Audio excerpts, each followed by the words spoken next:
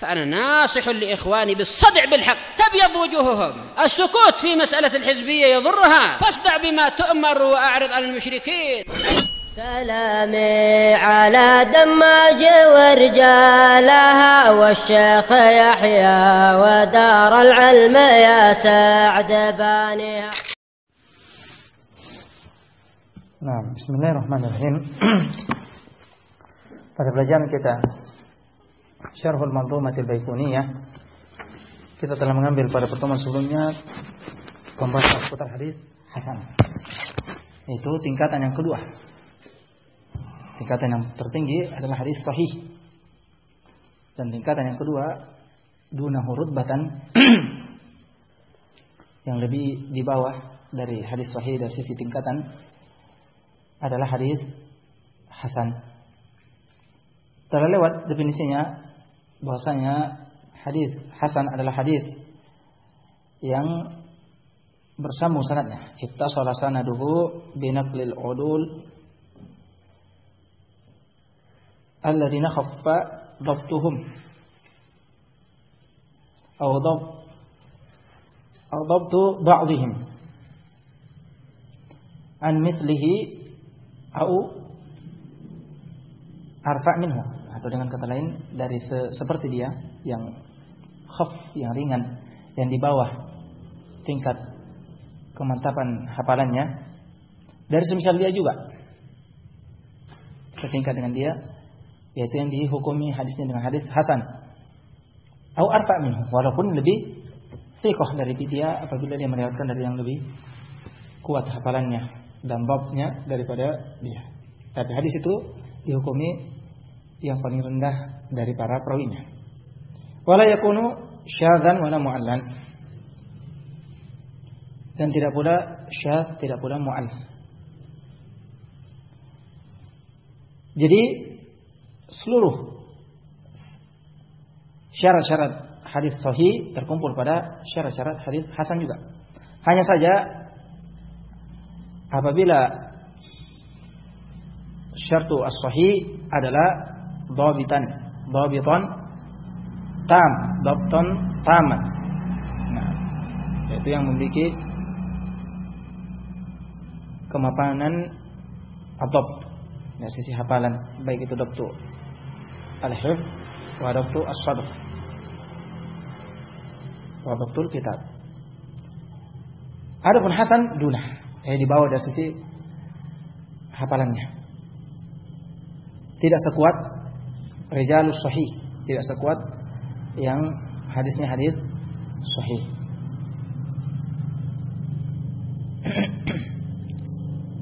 Berkata Imam Al-Baiquni rahimahullah, wal hasanul ma'rufu turqan wa ghadat rijaluhu la kasahih ishtaharat.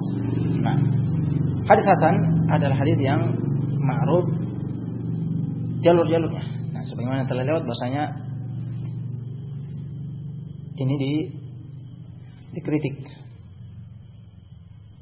karena tidak disyaratkan pada hadis hasan harus banyak jalurnya.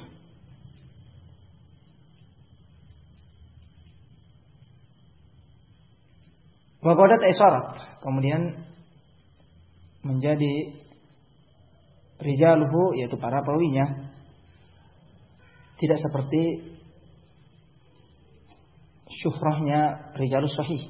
Nah, tidak seperti terkenalnya para perawi as-sahih, yaitu di bawah sedikit, sehingga hadisnya dihukumi dengan hadis hasan. Perawinya dari sisi hafalannya tidak sekuat perawi yang hadis sahih, jadi di bawahnya sedikit. Karena itulah dikatakan hasan. Adapun dari sisi hukumnya juga wajib untuk diterima dan merupakan hadis yang diamalkan dengannya.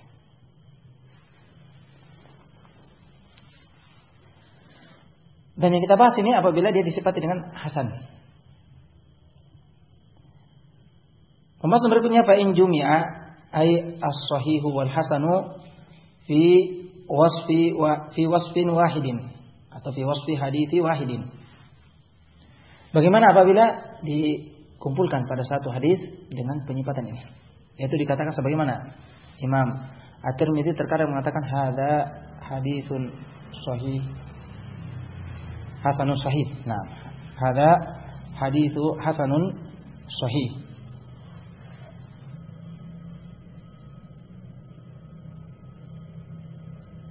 Kaqauli Tirmidzi wa ghairuhu haditsu hasanun sahih. Maka falit taraddudi al-hasil min al-mujtahid fi an-naqil. Hal ijtama'at fihi syurutus sihha aw qasura anha. Berkata, apabila terkumpul pada hadis suatu hadis dengan sifat ini, hadza haditsun hasanun sahih. Ini adalah hadis hasan sahih.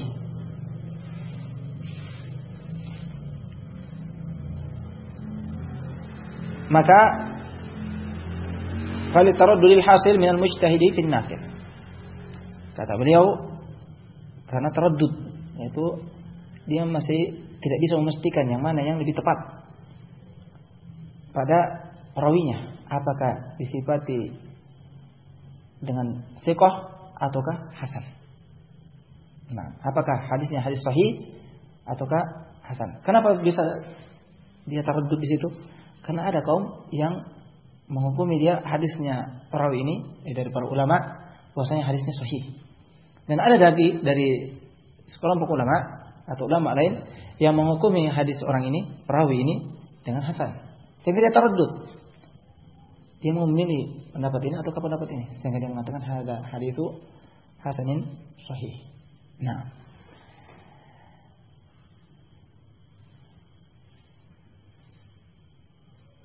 terutama apabila dia, yaitu perawi ini, bersendiri dalam meriwayatkan hadis tersebut. Wa urifa bihadza jawabu man istashkala al-jam'a baina al-wasfain. Faqala al-hasanu qasirun anis sahih, fa fil jam'i baina al-wasfain itsbatun lidzalika al-qusur wa nafyuh. Nah, dari jawaban ini dapat diketahui dan dijawabkan bagi orang yang menganggap iskal, menganggap sebagai suatu permasalahan apabila dikatakan hasanun sahih. Bagaimana bisa dikatakan hasan dan sahih terkumpul dalam satu hadis? Sementara hasan itu yang tidak sampai pada tingkatan hadis sahih. Nah, jadi kata dia ini menjamak dua sifat, yang satu mengisbatkan yaitu ketika dikatakan sahih, dan yang satu menafikan ketika dikatakan hasan, yang menafikan tingkat hadis sahih. Kok bisa? Maka jawabannya demikian. Yaitu salah satu jawabannya yaitu taraddud antara si yang memberi hukum ini. Dari ahli hadis yang memberi hukum ini, dia taraddud apakah dia memilih yang menghukumi hadisnya adalah hadis sahih ataukah yang menghukumi hadisnya hadis hasan. Sehingga dia mengatakan hadza haditsu hasanin sahih. Berarti di situ ada yang mahdzuf. Hadza hadis hasan atau sahih. Jadi dia maknanya ini kalau bukan hadis hasan berarti sahih. Dia taraddud dia. Nah, karena apa sebabnya? Karena para ulama berselisih pada orang ini. Ada yang mengatakan hadisnya sahih, ada yang mengatakan hadisnya hasan. Nah, tapi semuanya diterima. Hanya saya dalam menentukan ini dia taraddud. Akhirnya dia bilang hadis ini hasan atau sahih. Tergantung dia rujukan yang mana. Wa muhassalul jawab anna taradduda a'immatil hadis fi hadi naqilihi iqtada lil mujtahidi ay yasifahu bi ahdil wasfain. Nah, kesimpulannya jawabannya adalah bahwasanya taraddud a'immah al hadis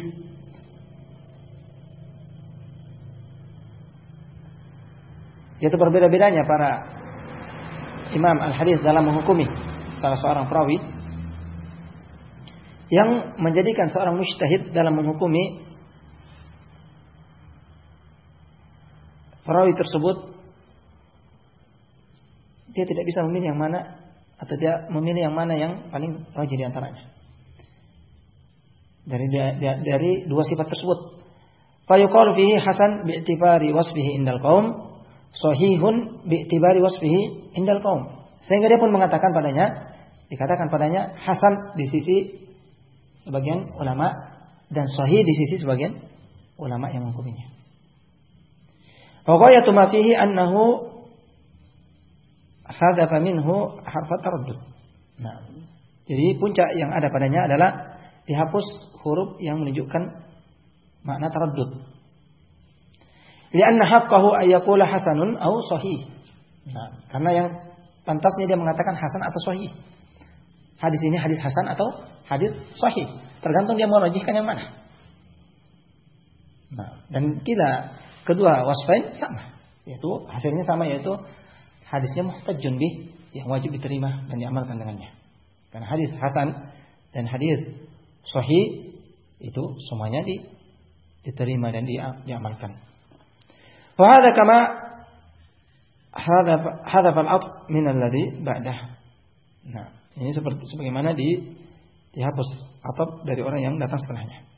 Wa ala hadza fama qila fihi hasanun sahih duna ma qila fihi sahihun. Berdasarkan jawaban ini, berarti hadis yang dikatakan hadza hadis hasan sahih itu lebih di bawah daripada yang dikatakan hadis sahih. Kenapa? Karena jazm dengan memastikan dan yakin itu tentu lebih di atas dibanding taraddud hasan atau sahih.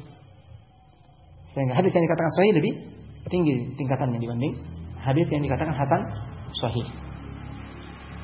Li'anna al-jazma aqwa min at-taraddudi wa hadha haitsu tafarrud.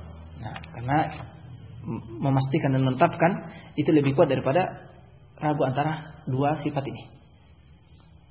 Wa illa ay idza lam yahsul at-tafarrud fal itlaqul wasfain ma'an al-hadis yakunu bi'tibari isnadaini. Ini apabila dia tafarrud, yaitu bersendiri sanadnya. Kita bahas ini hasan sahih apabila hanya satu sanadnya. Dan ada di situ perawi yang para a'imah berbeda-beda. Ada yang mengatakan hadis ini atau perawi ini hadisnya dihukumi dengan hadis sahih, dan ada yang mengatakan perawi ini hadisnya dihukumi dengan hadis hasan. Sehingga ketika ada seorang a'imah yang menghukumi hadis ini hadis hasan sahih, maknanya itu taraddud. Bisa jadi hasan, bisa jadi sahih. Tapi kalau misalnya dua sanadnya dari jalur yang berbeda,